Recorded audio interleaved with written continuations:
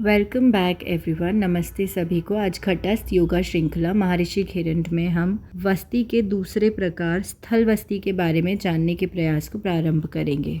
शुष्क वस्ती को हम थल वस्ती भी कहते हैं। इसमें वायु द्वारा बड़ी आंत का शुद्धिकरण होता है।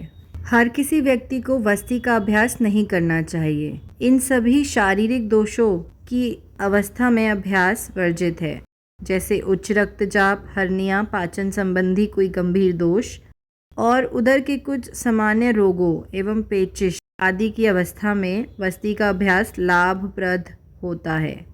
यदि उदर के किसी रोग से पीड़ित हैं तो योग विशेषज्ञ से निर्देश लेना चाहिए। दोनों ही प्रकार की वस्ती का अभ्यास किसी भी समय किया जा सकता है।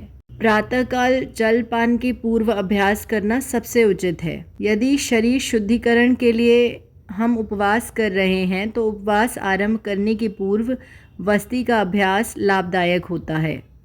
इससे अधिकतम सीमा तक शरीर का शुद्धिकरण होता है।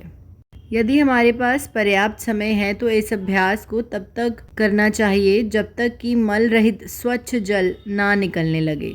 थल वस्ती के अभ्यास की पुनरावृत्ति के लिए कोई सीमा नहीं है, परंतु जल वस्ती का अभ्यास आवश्यकता पड़ने पर ही करना चाहिए। अर्थात थल और शुष्क वस्ती से शक्ति का विकास होता है। उदरस्थ स्नायुओं पर नियंत्रण प्राप्त होता है। पानी या वायु को ऊपर खींचने के लिए स्नायु नियंत्रण आवश्यक है और इसी क्रिया से उदर के अंगों के स्वास्थ्य एवं क्षमता में वृद्धि भी होती है।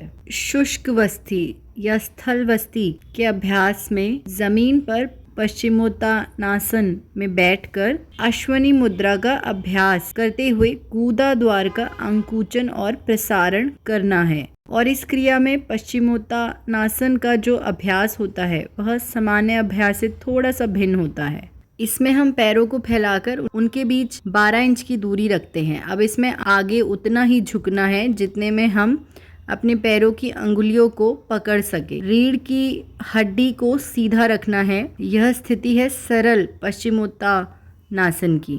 इसमें अधिक आगे नहीं झुकना है और अगर झुकते भी हैं तो पीछे आकर हाथों को सीधा कर लेना है। इस स्थिति में अश्वनी मुद्रा का अभ्यास होता है। अश्वनी मुद्रा का अभ्यास मतलब गूदा द्वार का संकुचन और प्रसारण। इसमें श्वास की क्रिया भी छोड़ दी जाती है, अर्थात श्वास लेते समय गूदा द्वार को ऊपर की ओर खींचते हैं, उसका अंकुचन होता है और श्वास छोड़ते समय उसका प्रसारण होता है। इसमें वायु को अंदर शरीर के भीतर खींचा जाता है।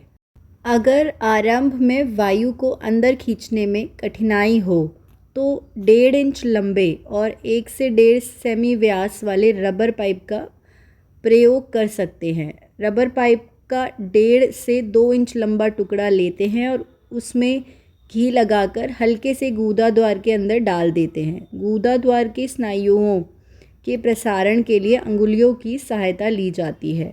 किसी प्रकार का तनाव नहीं पड़ना चाहिए।